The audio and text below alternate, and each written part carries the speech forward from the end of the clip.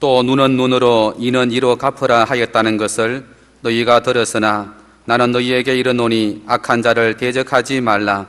누구든지 내 오른편 뺨을 치거든 왼편도 돌려대며 또 너를 고발하여 속옷을 가지고자 하는 자에게 그도까지도 가지게 하며 또 누구든지 너로 억지로 오리를 가게 하거든 그 사람과 심리를 동행하고 내게 구하는 자에게 주며 내게 꾸고자 하는 자에게 거절하지 말라. 또 내 이웃을 사랑하고 내 원수를 미워하라 하였다는 것을 너희가 들었으나 나는 너희에게 이르노니 너희 원수를 사랑하며 너희를 박해하는 자를 위하여 기도하라. 이같이 한즉 하늘에 계신 너희 아버지의 아들이 되리니 이는 하나님이 그 해를 악인과 선인에게 비추시며 비를 의로운 자와 불의한 자에게 내려주심이라. 너희가 너희를 사랑하는 자를 사랑하면 무슨 상이 있으리요? 세리도 이같이 아니하느냐? 또 너희가 너희 형제에게만 무난하면 남보다 더하는 것이 무엇이냐? 이방인들도 이같이 아니하느냐? 그러므로 하늘에 계신 너희 아버지의 온전하심과 같이 너희도 온전하라. 아멘. 오늘 본문 마태복음 5장 38절에서 48절, 이 본문이 포함되어 있는 마태복음 5장, 6장, 7장은 지난주에 우리가 생각한 것처럼 주님의 산상수훈이라 불리는 것입니다.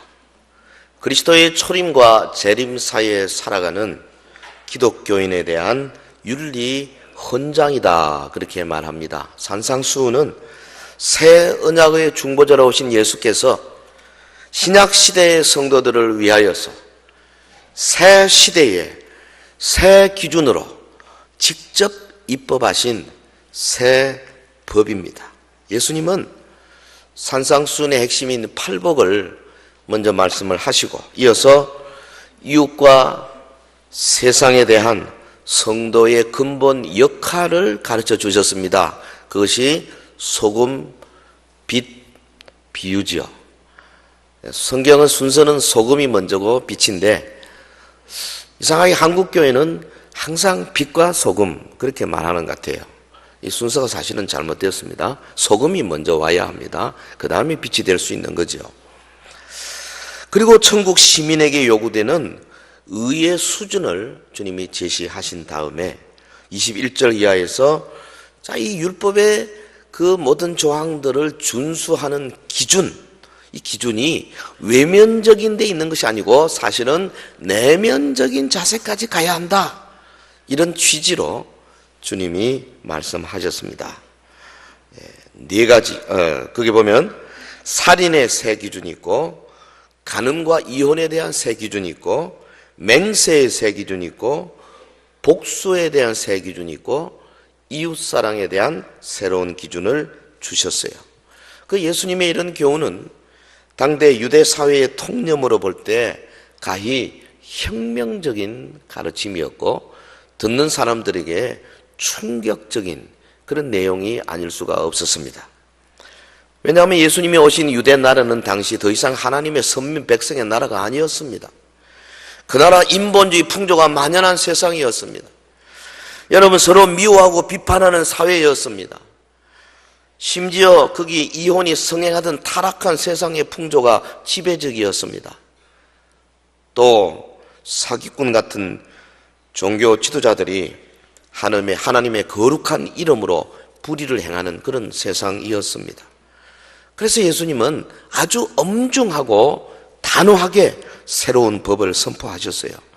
아브라함의 자손이라 할지라도 하나님의 율법이 요구하는 신앙과 윤리를 행치 않으면 결코 천국에 들어갈 수 없다, 주님이 명확하게 말씀하셨습니다.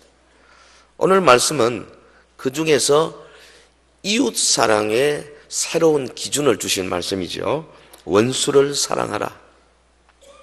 통상 설교 제목을 원수를 사랑하라 이렇게 많이 하는데, 그래서 영어로도 love your enemies, 제가 이리 붙일까 저리 붙일까 하다가 원수 사랑의 길 이렇게 붙였습니다. 왜 그러냐면 그 대지가 제목과 연결되기 위해서 그렇게 하는 것이 좋겠다. 어떻게 하면 우리가 원수를 사랑할 수 있을 것인가? 쉬운 이야기 아니죠. 근데 원수가 누굽니까? 보통 우리가 원수하면 뭐 하늘 밑에서 베개를 하고 누워 잘 수 없는 그런 사람, 우리 부모님을 죽인 사람, 내 사업을 망가뜨린 사람, 이런 사람 보통 원수라 그러는데, 성경의 개념은 물론 그런 사람도 포함되지만 훨씬 더 넓은 개념입니다. 원수, 나를 저주하고 나를 미워하고 나를 괴롭히고 나와 관계가 나쁜 사람 다 원수입니다. 그 원수가 여러분의 가정의 식구들일 수가 있습니다. 회사의 직장 동료들일 수가 있습니다. 아니, 교회 안에 같은 식구일 수도 있습니다. 우리는 타산적인 인간관계를 보통 맺고 살지 않습니까? 그래서 아예 그냥 선을 그어놓고 사람을 이렇게 다루지요. 누구는 무조건 사랑한다. 누구는 어느 정도 친절을 베푼다. 누구는 give and take다. 지가 줘야 내가 준다. 누구는 아예 싹 무시한다. 예? 예를 들어서 우리 자식은 무조건 사랑하죠. 조금 넓혀서 형제, 친척 이런 분들한테 어느 정도 친절을 베풀죠. 직장의 동료나 친구 주고받기식. 네가 줘야 내가 준다. 그런데 내 라이벌, 나의 원수 싹 무시한다. 대개 이렇게 선을 그어놓아요. 그런데 오늘 본문에 보면 예수님은 이런 식의 모든 계산을 폐지하였습니다. 원수도 무조건 사랑하라. 여기에 참된 해방이 있습니다. 사실 이런 주제 가지고 설교하고 싶지 않아요. 자신이 없기 때문에. 그래도 해야 되겠어요. 산상수훈의 내용 가운데 뭔가 하나를 짚고 넘어가야 되겠다 싶어서 이 구절을 붙들었습니다. 여러분, 나에게 해를 입힌 사람을 용서하는 게 절대 쉬운 게 아니에요. 원수처럼 여기는 사람을 용서한다는 것이 말처럼 쉽게 되는 것이 아닙니다. 그래서 믿음 좋은 사람 중에 들어는 하나님은 이런 기도하지 않습니까? 하나님 아버지, 주님, 내가 저 사람 이해는 하겠습니다. 그럼 내가 용서는 절대 못하겠습니다. 대강 이런 기도 해보신 분 고개를 한번 끄덕끄덕 한번 해볼까요? 자기는 전혀 그런 기도 안 하고 다 사랑한다고 기도한다고 그런 얼굴을 하고 앉아 계시는데, 솔직히 안 그런 것 같아. 근데 우리 주님은 원수라고 생각하는 사람에 대해서 용서 정도가 아니고요, 그냥 봐주는 정도가 아니고 적극적으로 가서 사랑하라 그랬다니까요. 기가 막힐 노릇입니다. 근데 우리 예수님이 무턱대고 우리가 할 수도 없는 그런 어려운 과제를 주시는 그런 폭군 같은 분이십니까? 그렇지 않습니다. 본문에는 원수를 사랑하기 위해서 우리가 해야 할 일들을 교훈하고 있습니다. 나의 원수까지 사랑하는 수준의 세계를 향하여 우리가 성장해 가야 안 되겠습니까? 주님을 닮아가는 것이, 우리 아까 장로님 기도도 마찬가지로 예수님 닮아가자. Become like Jesus. 예수님처럼 되자. 이게 아주 중요한 거 아니겠어요? 그런데 이 계명을, 이 명령을 넘어서지 못하면 우리는 절대 될 수 없습니다. 자, 원수 사랑의 길 어떻게 하면 될까? 첫째는 복수하려는 생각을 아예 처음부터 버려버려야 합니다. 복수하려는 생각을 버려야 합니다. 거기 38절, 39절 우리 한번 같이 할까요? 시작. 또 눈은 눈으로, 이는 이로 갚으라 하였다는 것을 너희가 들었으나 나는 너희에게 이르노니 악한 자를 대적하지 말라. 눈에는 눈으로, 이에는 이로 갚겠다. 이게 이제 세상 사람들의 일반적인 방법이죠. 조금 세게 하면 너는 되로 주냐? 나는 말로 갚겠다.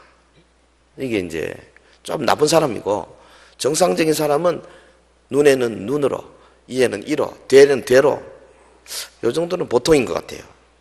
내가 받은 만큼 되돌려 주겠다. 근데 여러분, 내가 받은 만큼 되돌려 주겠다는 생각이 있는 한 어떤 어떤 경우에도 원수를 사랑할 수 없습니다. 우리는 가끔 사람과의 관계에서 상처를 입으면 힘이 좀 세고 좀 거친 사람은 가서 쥐어박지만 그렇지 못하는 여자분들은 보통 어떻게 합니까? 탁 돌아서서 혀를 가지고 원수를 갚죠. 그래, 잘 먹고 잘 살아라. 그러기도 하고 또 뭐 어떻게 하더라. 어디 얼마나 잘 사나 두고 보자. 뭐 이렇게 하죠. 그러면 또 받는 사람이 두고 보자는 놈 치고 겁나는 사람 없다. 뭐 이렇게 하고. 이게 우리 일반 세상 사람들의 생각이에요. 그런데 여러분 두고 보자 악담입니다. 하나님 볼 때는 이 악담하는 그 자체가 이미 마음속으로 복수의 칼을 갈고 있는 겁니다.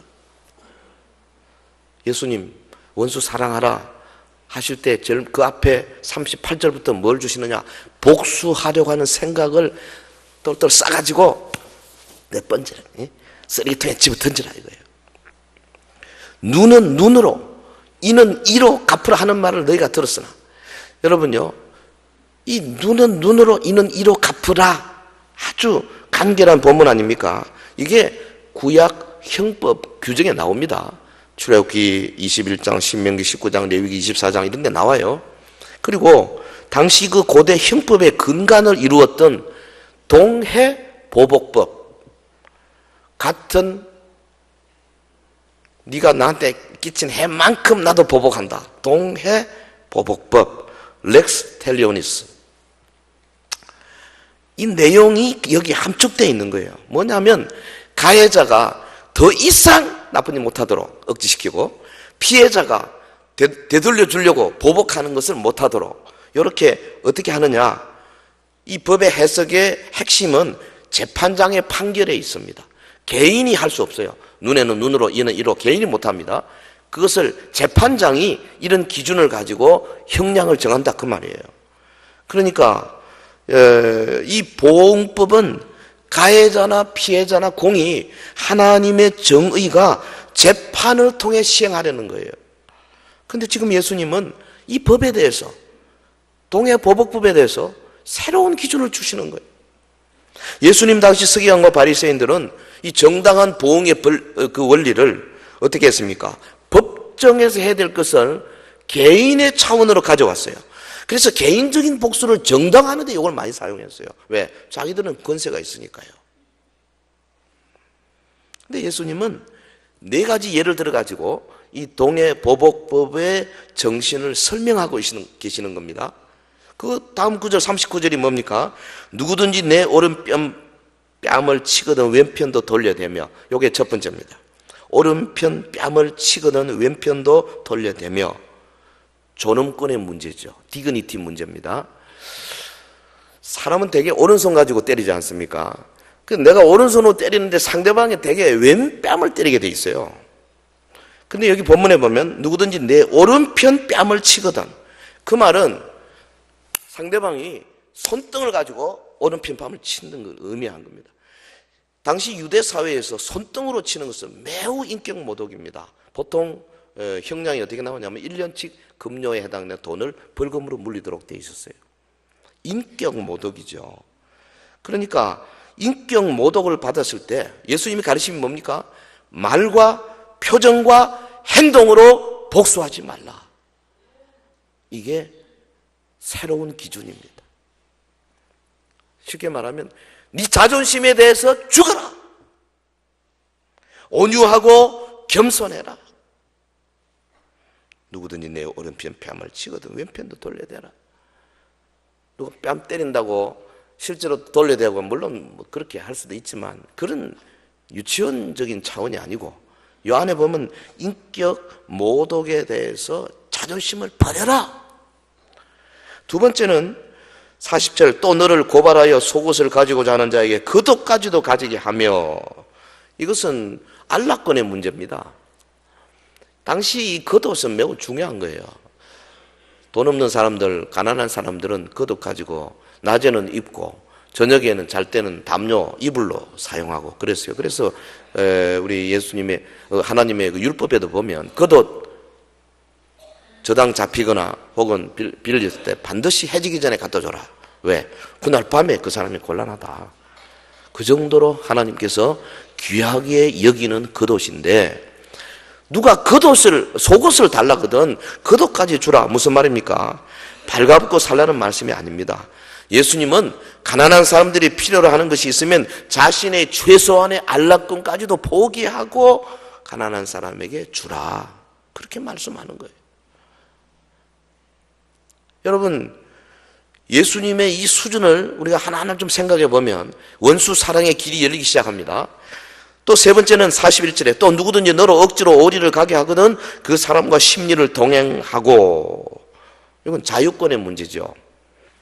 당시 로마 군인이요, 물건을 옮길 때 지가 로마 사람이라 해가지고 속국 유대인들을 시켜서 물건을 너 이거 좀 들고 어디까지 가라 할 수 있는 권리가 있었어요. 근데 그 거리가 1마일입니다. 1마일 이상은 안 됩니다. 유대인들은 시키면 무조건 옮겨줘야 돼요. 그래서 1마일까지는 명령대로 복종해야 되도록 그렇게 법이 되어 있었습니다. 근데 본문의 말씀은 로마 군인이 강요할 때 1마일에서 자발적으로 1마일을 더 가져라는 말이죠. 그렇게 함으로써 그들이 요구하지 않는 일까지 자발적으로 함으로써 신자에게는 로마 황제 외에 또 다른 황제 예수 그리스도가 계시고 로마 제국 외에 또 다른 왕국 메시아 왕국이 있다는 사실을 보여주라는 겁니다. 예수님의 가르침은 1마일 이상은 옮겨주지 않아도 되는 자유권을 포기하고 덤으로 더 옮겨줌으로써 로마 황제의 법보다도 훨씬 더 우월한 천국 법에 의해서 살고 있다는 것을 그들에게 보여줘라. 그리고 또 하나 42절에 보면 내게 구하는 자에게 주면 내게 구고자 하는 자에게 거절하지 말라. 이것은 재산권의 문제입니다. 프로퍼티 문제예요. 예수님의 의도는 여기 무슨 사기꾼, 깡패, 도적들을 도와주라는 데 있는 것이 아니고 정말 가난해서 요구해 오는 경우에 도와주기를 거부하는 이기심을 버리라. 그렇게 말씀하는 거예요. 여러분, 원수를 사랑하는 길은 먼저 내 마음속에서 복수하고자 하는 생각을 버리는 것부터 시작합니다. 예수님의 말씀이 계속됩니다. 나는 너에게 이르노니 악한 자를 대적하지 말라. 대적하지 말라. 개인적인 차원에서 대적하고 복수하지 말라나 그것은 물론이고 법정에서의 공방까지도 하지 말라. 그 말이에요, 이게 사실은. 따라서 예수님의 말씀은 자신에게 대하여 위해를 가한 비열한 상대에 대하여 그 어떠한 복수도 하지 말라. 이것은 피해자가 마땅히 주장할 수 있는 피해 보상의 권리를 포기하라는 말씀입니다. 아, 이거 아픈 겁니다. 여러분, 내가 충분히 저 친구를 벌을 줄 수 있는데 그것을 포기할 때 오는 그 피곤, 그 아픔, 그 찔림, 그 원통함 말로도 할 수 없는 겁니다. 근데 우리 주님이 네가 참 천국 백성이냐? 그러면 그거를 포기해라. 그래야 하나님 나라 백성이 될 수 있느니라. 그렇게 말씀하고 계십니다. 사실은 하나님이 우리에게 먼저 보여주셨잖아요. 십자가 사랑이 뭡니까? 우리를 완전히 지옥불에 떨어뜨릴 수 있는 충분한 권리가 있고 이론적인 바탕이 다 있지만은 우리가 아직 죄인 되었을 때에 하나님께서 자기 아들 그리스도를 우리에게 보내시고 그를 희생제물로 삼으셔서 우리를 받아주시고 우리를 품에 안아주시고 하나님 나라 백성으로 직분자로 일꾼으로 세우시고 장차 하나님 나라를 위하여 일하도록 하시고 나중에 또한 멸류관까지 주시고자 준비하신 것, 이런 것들이 사실은 원수 사랑의 모범적인 모습이 아닐 수가 없는 겁니다. 근데요, 지금 우리가 사는 세상은 내가 모독을 당하면 꼭 모독을 대갚아주는 그런 세상이에요. 솔직히. 어느 날 영국의 윈스턴 처칠이 술에 취했습니다. 그리고 엘리베이터를 탔습니다. 비틀비틀합니다. 근데 엘리베이터에 먼저 타고 있던 귀부인 한 분이 계셨어요. 에스터 부인이, 선생님, 그래 술이 취해가 되겠습니까? 딱 생긴 거 보니 술 주정뱅이시군요. 이렇게 빈정댔습니다. 그러니 처칠이 속에서 이런 게 팍 올라왔습니다. 그것도 귀부인이 그러는 걸 또 함부로 어떻게 할 수도 없고 탁 돌아보면서 귀부인 매우 추녀이시군요. 저는 내일이면 술이 깹니다. 무슨 말입니까? 나는 술 깨고 술 주정뱅이를 벗을 수 있지만 니는 추녀로서 죽을 때까지 추녀다. 이 사람이요, 인격 모독에 대한 복수에 능숙한 그런 농담들 우리 많이 합니다. 저도 사실 옛날에 참 잘했어요.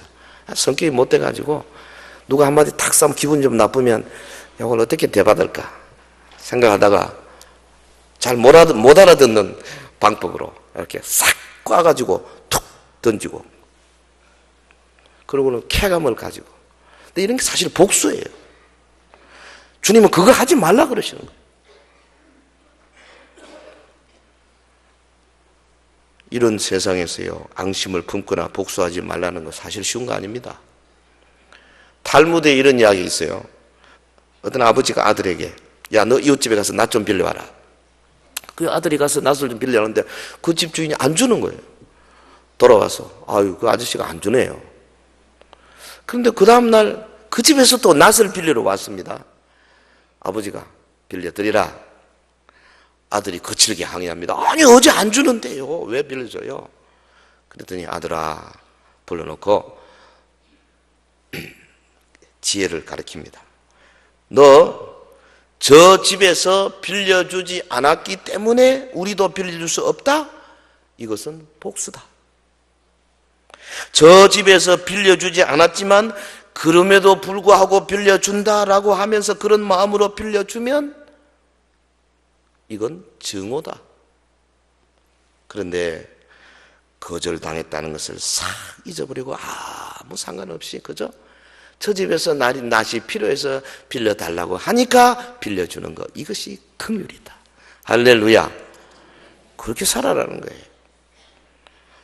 이 세 대답이 매우 중요합니다. 여러분 어떤 자세로 살고 계세요? 범사에 복수하는 마음으로 사는 분이 있더라고. 웃지도 않네. 아이고 참. 헌금 봉투에 보면 범사에 감사는 많이 올라오는데 범사에 복수는 한 번도 못 봤어요. 많은 실제로 살면서 그런 분들이 계세요. 범사에 누가 나한테 잘못한 사람 없나? 어떻게 하는데 복수할? 이거 그리스도인이 아닙니다. 나 예수 믿는데요. 소용없어요. 주님이 인정 안 하실 거예요. 오늘 이 말씀을 통해서 여러분에게 강하게 도전하고 있습니다. 바꿔야 합니다. 어느 교회에서 목사님이 설교를 하고 있습니다. 여러분들 중에 미워하는 사람이 한 사람도 없으신 분 손 들어보세요. 아무래도 아무도 손을 안 드는 거예요. 잘 못 알아들었나? 또 정말 아무도 안 계십니까? 미워하는 사람이 한 분도 없는 분 손 들어보세요. 그랬더니 저 뒤에 어느 상당히 연세가 많으신 90이 가까운 할아버지께서 손을 한번 드시는 거예요. 그래서 목사님이 감격스러운 목소리로 요청을 했습니다. 아이고 할아버지, 어떻게 하면 그럴 수 있는지 우리에게 좀 가르쳐 주세요. 그랬더니 그 할아버지가 그러더랍니다. 나이 들어가 힘없는 목소리로, 많이 있었는데 다 죽었어. 힘듭니다. 힘들어요. 여러분, 주님이 주신 계명은 힘들기 때문에 주시는 거예요. 복수의 칼을 내려놓는 것은 엄청난 고통이 따르는 일입니다. 그거 안 해본 사람은 몰라요. 긴긴 밤을 막 뒹굴고 감 지르고 그러면서 엎드려서 기도하면서 주여, 주님이 용서하라니까 용서합니다. 하지만 막 그냥 아픈 거예요. 칼로 막 찌르는 듯이 그런 게 있어요. 그래도 우리요, 그렇게 해야 돼요. 그런 마음, 그렇게 싸우고 그렇게 격렬한 그 고통의 밤들을 지내는 사람이 천국 가는 겁니다. 할렐루야. 그런 거 안 하고 아무 고민도 없고 그냥 하고 싶은 대로 다 하고 네가 데려줘, 다 내 말려준다. 그러고 주님 앞에 와서 나 같은 죄인 아무리 불러봐도 주님 안 받아요. 여러분, 이 말씀이 매우 중요한 말씀이에요. 천국 시민들로서 복수하고자 하는 마음 자체를 버리자. 이게 첫 번째. 그래서 은총의 삶, 주님이 주시는 은총의 삶을 사는 거죠. 그 다음에 두 번째는 뭐냐면 거기 44절에 원수를 위해서 기도하는 겁니다. 기도. 이거 중요한 겁니다. 원수 사랑의 길, 복수하는 마음을 버리는 것만 갖고 안 돼요. 기도를 해야 됩니다. 여기 보면 기도하라, 프로시코마이, 현재 명령이죠. 지체하지 말고 강구할 것을 강조하고 있지 않습니까? 38절에서 42절까지는 복수하지 말라, 소극적인 사랑을 교훈하고 있다면은 43절, 44절은 적극적인 사랑을 말합니다. 그래서요, 5세기에 어거스틴이 그런 말을 했어요. 많은 사람들은 다른 뺨을 돌려대는 것은 배웠지만은 그들을 때린 사람들을 어떻게 사랑하는지는 알지 못한다. 우리가요, 참는 정도로 끝이면 안 됩니다. 참는 데서부터 봉사하는 대로. 냉대하는 거 그거 그친다고 되는 게 아니에요. 냉대하는 데서 선대하는 쪽으로 적극적으로 가야 되는 겁니다. 선을 악으로 갚는 것은 마귀적인 것입니다. 선을 선으로 갚는 것은 인간적인 것입니다. 그러나 악을 선으로 갚는 것이 하나님적인 겁니다. 그래서 여러분, 선을 악으로 갚는 마귀를 본받지 말아야 합니다. 물론입니다. 선을 선으로 갚는 인간적인 수준을 초월해야 합니다. 악을 선으로 갚는 그런 예수님을 닮아가야 합니다. 예수님 말했어요. 너희를 박해하는 자를 위하여 기도하라. 그러니까 원수에 대하여 소극적으로 인내하는 데 그치는 것이 아니고 적극적으로 나가서 기도하는 수준까지 가는 것. 이게 주님의 가르치심입니다. 천국 시민의 성도들에게는 마땅히 이 수준까지 이르러야 할 것입니다. 사랑하는 성도 여러분, 원수를 사랑하게 되려면 그 전에 그를 위하여 기도하는 것은 절대적입니다. 기도의 성자 E.M. 바운즈가 그랬지 않습니까? 기도는 상황을 변화시키기도 하지만은 더 많은 경우에 기도는 기도하는 그 사람을 변화시킨다. 그렇습니다. 문제를 놓고 기도하고 또 기도하고 기도하다 보면 물론 해결도 해주시고 상황도 변화시키고 환경도 주시고 하지만은 그러나 그보다도 더 큰 선물이 뭔지 아십니까? 기도하는 사람이 바뀌어버리는 거죠. 할렐루야. 우리가 어떤 문제를 놓고 기도할 때 우리의 기도에 응답하시는 우리 주님, 기도하는 사람이 누리게 되는 축복은 환경의 변화보다도 기도자 자신이 변하는 것이 훨씬 더 큰 것입니다. 우리 마음속에 있는 미움을 해결할 수 있는 가장 실제적인 능력이 여기에 있습니다. 내 노력으로 할 수가 없어요. 얼굴만 보면 기분이 나쁘고 말하고 싶지 않은데 어떻게 해요? 근데 그 사람 얼굴을 딱 떠올려놓고 기도하면 처음에는 믿음으로 기도합니다. 하다 보면 주님께서 십자가 사랑을 알게 하시고 또한 그 사랑을 우리에게 조금씩 공급해 주는 것을 느낄 수가 있어요. 6.25 사변 때 서울에서 목회하는 김예진 목사님, 인민군에게 포로가 됐습니다. 모진 고문을 받았습니다. 군인들이 목사님의 가슴과 등에다가 이놈은 민족의 반역자요, 딸을 미국 놈에게 팔아먹은 놈이다 이래 막 써가지고 사형장으로 끌고 가면서 막 그냥 개머리를 때리고 하면서 그 가슴에 붙어 있는 걸 보고 막 큰 소리로 읽으라고 막 난리 법석입니다. 강요 당할 때마다 이 김 목사님이 기도했습니다. 오 주님, 저들이 알지 못해서 이렇게 하오니 저들의 죄를 용서해 주옵소서. 저들은 나의 가장 사랑하는 동포들입니다. 주님, 저희 심령에 성령을 보내사 주님의 사랑을 밝히 깨닫게 하여 주옵소서. 그렇게 막 기도하는데 또 때리고, 그래서 머리가 깨어지고 서늘이 낭자하고, 그래서 또 목사님 넘어졌다가 또 정신이 들면 또 그렇게 기도하고 또 그렇게 기도하고, 마지막 총탄에 맞아 쓰러져 죽는 순간까지 그렇게 기도했다 그러잖아요. 도대체 그 무슨 능력으로 그렇게 기도할 수 있어요? 사람이 어떻게 그렇게 할 수 있느냐고요. 그건 자기가 한 거 아닙니다. 김예진 목사님 그분이 한 게 아니에요. 그분 속에 계신 성령님이 하시는 겁니다. 오늘 저와 여러분도요, 지금은 그런 환경이 아니기 때문에 그럴지 몰라도 만약에 그런 정말로 극한의 상황에 처했을 때 우리가 오직 주님만 바라보고 기도하면 주님이 우리에게 그런 능력과 그런 기도의 제목들을 주실 줄로 믿습니다. 걱정하지 마라. 잡혀가면 걱정하지 마라. 관원들 앞에 서거든 걱정하지 마라. 그때 내가 내 입에다가 해야 할 말을 심어주리라. 주님이 약속해 주셨지 않습니까? 그러니까요, 평소에 기도하기를 좋아해야 돼요. 나하고 좀 껄끄러운 사람을 위해서 기도 더 많이 하십시오. 나한테 잘해주는 사람을 위해서 잘해주는 거하고 뭐 이방인도 하느니라 그랬어요. 세리들도 하느니라. 그게 뭔 자랑이냐? 너에게 안 좋게 하고 짓궂게 하고 너를 걸려 넘뜨게 하고 너를 모욕하고 너를 뒤에서 회방하고 너를 뒤에서 여러 가지 모습으로 오해하고 다른 사람에게 안 좋은 말하고 그런 사람들을 위해서 기도해라. 그러면 여러분 기도하고 딱 보면요, 그 미움, 증오 이런 게요 어느새 많이 없어지는 걸 금방금방 경험할 수 있습니다. 딴 거 몰라도 굉장히 기도 응답이 빨라요. 그거는 왜? 바로 주님의 뜻이기 때문에 그렇습니다. 그리스도인에게는요, 저부수자 원수들, 십자군 사고방식입니다. 이런 게 있으면 안 돼요. 그가 누구든지 간에 우리의 상대가 압제자들이든 착취자들이든 공산주의자들이든 좌파들이든 자본주의자들이든 그 누구든지 불타는 정오심을 가지고 그들을 만나면 안 됩니다. 일전에요, 서울시청 앞에 재개발 대책 관한 데모가 있었습니다. 저희 목사님들도 이럴 수 있나? 전국의 1300여 재개발 대책 지역 가운데 교회가 12,500개 정도 되는데 그 재개발을 다 되고 나면 교회가 다 쫓겨나고 한 500개 안 남는 거예요. 12,000개가 없어지는 거예요. 작은 교회들이. 이럴 수 있나? 이래가지고 대구의 목사님들 한 3, 40명 우리 버스 하나 대절해가 제가 인솔 했습니다. 시청 앞까지 갔어.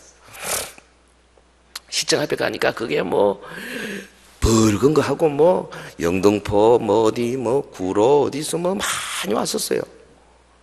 근데 대부분 안 믿는 사람들이에요.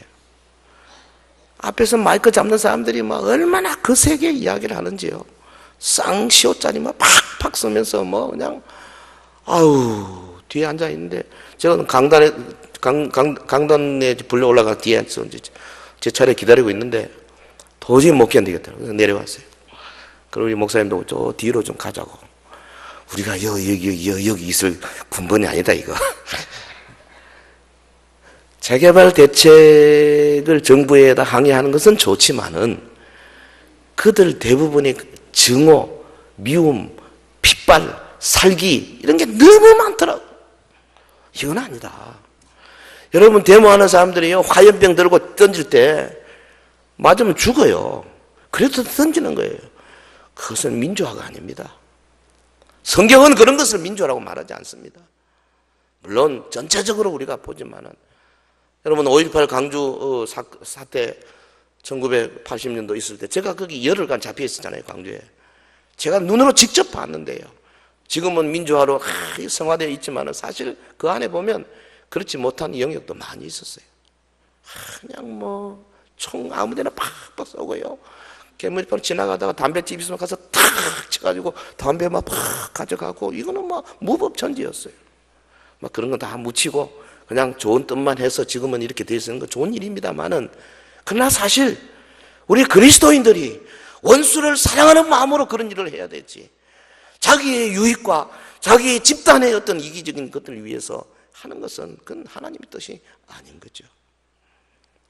크루세이드 멘탈리티. 우리 십자군 사고방식 우리 많아요. 조금 마음에 안 들면 딱 단체해가지고 가서 깨부시자 이거죠. 그래서 뭐 평택에 뭐 미군 부대, 뭐 제주도 뭐 해군 기지 뭐 많지 않습니까? 메가더 동상 막 내리부시고 뭐 이런 것들. 그러면 여러분 그 속에서 심청 치절 한번 해보십시오. 과연 그리스도의 사랑으로 온 백성들에게 정말 필요해서 하는 거냐? 그렇지 않으면 증오와 시기와 질투 때문에 하는 것이냐? 원수를 사랑하라는 것은 원수의 행위를 사랑하는 말이 아닙니다. 원수를 사랑하는 말이에요. 원수를 사랑한다는 것은 말과 행동과 기도로 하라는 거죠. 이것이 우리 그리스도인과 세상 사람들과의 큰 차이점입니다. 그런데 마음속에서 솟고 쫄는 미움을 어떻게 이길 수 있느냐?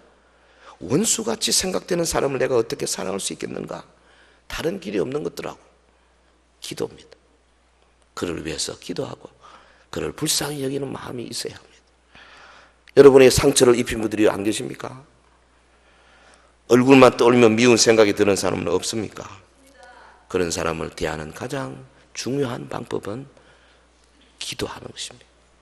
여러분 자신이 변화하는 것을 경험하게 될 것입니다. 주님은 원수 사랑의 길, 그를 위해서 기도하라, 적극적으로. 그리고 한 가지 더 합시다.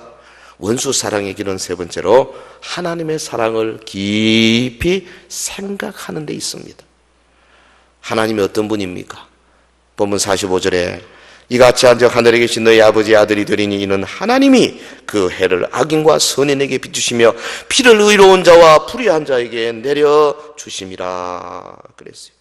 하나님의 사랑은 사람들과 다릅니다. 사람들은 상대방 행동에 따라서 하는 경우가 많잖아요. 하나님은 우리를 그렇게 대하지 않으십니다. 우리가 어떻게 했든 간에 하나님은 일방적으로 우리에게 많은 걸 베풀어 주시잖아요. 우리가 어떤 존재들이었습니까? 허물과죄로 죽은 자들이었습니다. 하나님과 원수된 자들이었습니다. 죄의 종이었고 사탄의 종이었습니다. 사사건건 주님의 마음을 슬프게 한 자들이었습니다. 그런데 우리가 아직 죄인 되었을 때 예수님 오시고 우리를 위하여 모든 속죄의 죽음을 죽으셨습니다. 그래서 하나님이 우리를 사랑하신다는 것을 몸소 실증해 보여주셨습니다. 사랑하는 성도 여러분, 우리는 스스로 원수 사랑할 수 있는 능력이 없습니다. 예수님 앞에 모이던 유대인들 또한 당시 철천지 원수였던 로마 제국의 사람들을 사랑할 수 있는 능력이 없었습니다. 그래서 그들은 열혈 땅을 조직해가지고 수시로 로마 군인들을 습격하고 죽이고 관사를 불지르고 그랬었어요. 제자 중에, 예수님 제자 중에 가나안이 시몬이 열혈 땅 회원이었지 않습니까? 당원이었지 않습니까? 예수님 대신에 풀려난 바라바 두목 아니었습니까? 반란군의 두목이었어요. 그런데 예수님은 폭력 대신에 원수를 사랑하라, 사랑으로 원수를 대하라, 그렇게 명령하셨어요. 당시 많은 사람들 이 말을 이해하지 못했습니다. 아니, 당시뿐 아닙니다. 역사를 따라서 이 말을 이해하는 사람이 별로 없어요. 위대한 학자, 자본론의 칼 막스 같은 이는 뭐라 그랬습니까? 예수님의 이 말씀을 약자의 자기 합리화 논리다, 그렇게 똑똑한 채 했습니다. 그렇지 않습니다. 원수에 대한 사랑은 하나님의 구속 섭리의 원리입니다. 하나님은 원수된 우리를 위하여 사랑의 화신 예수 그리스도를 이 땅에 보내신 겁니다. 하나님이 세상을 이처럼 사랑하셨습니다. 그래서 독생자를 보내셨어요. 그를 믿으면 누구든지 멸망치 않고 영생을 얻는다 그랬습니다. 할렐루야. 하나님이 사랑이라는 따뜻한 빛과 은혜라는 단비를 이 원수된 세계에 비추시고 내리신 목적, 많은 사람들을 열매로 거두게 하신 것이고 또 그렇게 열매를 거두셨어요. 우리가 어떻게 원수를 사랑할 수 있겠습니까? 원수를 위해서 기도하면서 원수를 사랑하신 예수 그리스도를 기억하는 겁니다. 여러분, 예수님의 십자가 사랑을 깨닫고 그 사랑에 감동하여 내가 먼저 녹아져야 비로소 이런 수준의 이야기들을 조금이라도 이해할 수가 있어요. 십자가를 통해서 나타난 하나님의 은혜에 녹으면 녹을수록 우리도 원수 사랑하는 길에 조금씩 들어갈 수 있어요. 그 은혜에 감동된 사람은 여러분 비록 감정적으로는 사랑이 어려워도 의지적으로 믿음으로 사랑할 수가 있게 될 것입니다. 하나님의 사람 가운데 찰스 웨슬레라고 있지 않습니까? 영국이 나온 불세출의 찬송 작가입니다.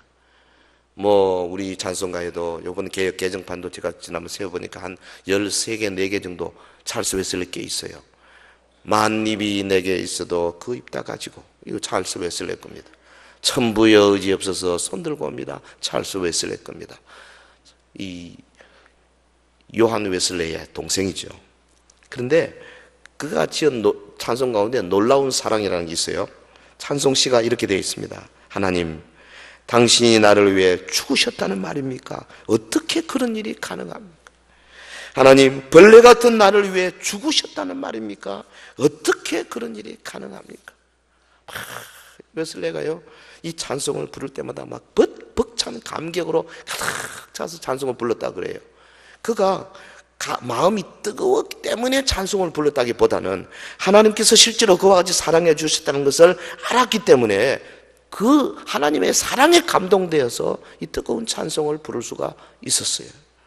그래서 사랑을 고백하니까 막 하나님의 사랑에 막 사로잡히는 그런 그 체험을 하게 되는 거예요. 해서 그렇게 기도했습니다. 찰스 웨슬리의 유명한 기도입니다. 주여, 다른 거 다 없어도 좋습니다. 하나님의 사랑에 흠뻑 젖게 하옵소서. 주여, 다른 거 주시지 않아도 좋습니다. 하나님의 사랑만으로 행복할 수 있게 하옵소서. 사랑하는 서연의 성도 여러분, 여러분 핍박하는 자에 대해서 어떤 말 하십니까? 좋은 말 하고 계십니까? 여러분을 괴롭히는 자를 선대하고자 하는 마음이 있으십니까? 여러분의 라이벌을 위해서, 정말 라이벌을 위해서, 세상적으로 보면 저 사람만 없으면 내가 좀 되겠는데 그런 라이벌을 위해서 순수한 마음으로 기도하는 기도자이십니까? 아니, 여러분은 예수님으로부터 야, 저 친구는 원수를 사랑하는 자다, 그렇게 인정을 받고 계십니까? 매우 중요한 질문입니다. 오늘 저와 여러분에게 일평생 귀한 도전이 되기를 예수 이름으로 축원합니다.